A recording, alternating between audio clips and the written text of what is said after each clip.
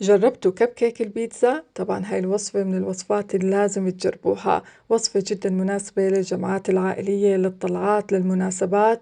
طريقة العمل فيها جدا مميزة وطعمها جدا شهي. تابعوها وتعالوا نشوف طريقة العمل. رح نحضر هون للعجينة، رح نحتاج كاس ونص من المي. طبعا عندي هون المي لازم تكون دافية. رح نحتاج 4 ملاعق كبار من حليب البودرة. مش متوفر تستبدلوا كاس المي بكاس من الحليب السائل. رح نحتاج كمان هون 1 معلقة ونص من السكر، و1 معلقة ونص من الخميرة. ورح أنزل هون نص كاسة من الزيت النباتي. بخلطهم كثير منيح مع بعض. بترك الخميرة هون تفور من 5 دقائق ل10 دقائق. لازم نتأكد عنا إنه الخميرة فارت قبل ما ننزل الطحين حتى نتأكد من نجاح العجينة معنا. هيك عندي الخميرة تمام. هلا هون رح ننزل الطحين. رح نحتاج 3 كاسات و3/4 الكاس من الطحين. طبعا انتو في البداية بتحطوا 3 كاسات ونص. النص الكاس بتحطوه شوي شوي حسب حاجة العجينة. ورح نحتاج هون معلقة صغيرة من الملح، ربع معلقة صغيرة من الأوريجانو والريحان. إذا ما حبيتوا تستخدموا الأوريجانو والريحان بالعجينة أكيد ممكن باستخدام مضرب العجن. نستمر في العجن حتى تتشكل معنا عجينة طرية متماسكة. طبعا بالنسبة للعجانة بتكون عندي في البداية على سرعة واطية، بعديها بعليها شوي شوي. وأكيد هاي العجينة ممكن تعملوها على إيدكم. هيك عندي العجينة تمام. طبعا دهنت إيدي بكمية بسيطة من الزيت ورجعت عجنتها في إيدي. وهون كمان دهنت الصحن بكمية بسيطة من الزيت النباتي. بحط العجينة بغطيها بتركها ترتاح تقريبا مدة ساعة، بعديها بشتغل فيها.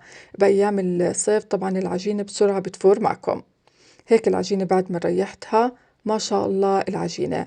هاي العجينة أكيد ممكن تستخدموها لأي نوع بيتزا أنتو بدكم إياها. وإذا حبيتوا تستخدموها لأي نوع من المعجنات أكيد ممكن. هلا هون طبعا رجعت عجنتها، طلعت الهواء منها. وبعديها بريحها تقريبا. هون ريحتها مدة دقيقتين وبلشت أقطع فيها. التقطيع هون قطعتها في البداية ل4 قطع، وأخذت كل قطعة عملتها على شكل كرة. ريحتهم هون طبعا غطيتهم ريحتهم تقريبا مدة ربع ساعة، بعديها اشتغلت فيهم. العجين أهم خطوة فيه بعد كل مرحلة تقطيع لازم تريحوه حتى يساعدكم أكثر في الشغل. بالنسبة للحشو هون رح استخدم الخضار. استخدمت الفلفل الرومي الملون. رح استخدم الزيتون الأسود بس رح أحطه على الوجه، وأكيد ممكن تخلطوه مع الخضار. هون حطيت معلقتين كبار من زيت الزيتون، نص معلقة صغيرة من الأوريجانو والريحان، خلطهم. صلصة البيتزا إن شاء الله رح أحط لكم إياها بصندوق الوصف، عملتها أكثر من مرة معكم. بالنسبة لصينية الكب كيك هون دهنتها بالزبدة. طبعا هون احتجت صينيتين من صواني الكب كيك. بالنسبة هون لطريقة العمل بسيطة وسهلة. رشيت رشة من الطحين، أخذت قطعة من العجين فردتها. لما تيجوا تفردوها ما ترقوها كثير، حاولوا إنه يكون معكم الخوم الوسط. باستخدام أي قطعة متوفرة عندكم، أي كاسة مقطعها بهاي الطريقة. العجين الزيادة طبعا هون رجعت عجنته خليته على جنب حتى يرتاح، ورح أرجع أستخدمه مرة ثانية. رح أورجيكم الخمول هيك ممتاز. طبعا بتشتغلوا كمية وحتى تعبوا الصينية. بالنسبة طبعا هون لما تيجي توزعوا العجينة حاولوا توزعوها على كل الأطراف وتشدوها شوي. هون أنا طبعا الكمية اللي عملت عندي ما شاء الله كمية كثير منيحة. استخدمت صينيتين، كل صينية فيها 12 كب كيك. تقريبا عملت أكثر من 27 قطعة، لأنه استخدمت كمان صينية ثالثة. في البداية هون عملت ثقوب بكل كب كيك، وزعت صلصة البيتزا. وهلا هون رح أحط الجبنة. استخدمت هون جبنة الموزاريلا. حطوا كمية منيحة بس حاولوا إنكم تشدوها شوي لتحت. هون رح أوزع الخضار. طبعا كونوا كريمين بالحشوة. إذا حبيتوا تستخدموا أي نوع ثاني من الحشوة أكيد برجع لكم. هون رح أرجع أحط كمان جبنة الموزاريلا، أوزعها على الوجه.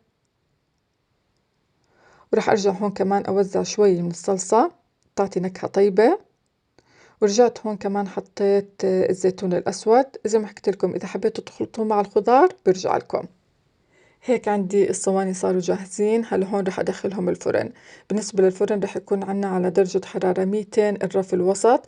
طبعا أنا أغلب الخبز كان من تحت، ما شغلت الشواية من فوق. أول ما تاخذ معكم لون ذهبي على طول بطلعوها من الفرن. تركتهم يرتاحوا شوي بعديها قدمتهم. ما شاء الله الطعم، النكهة، الريحة جدا شهية.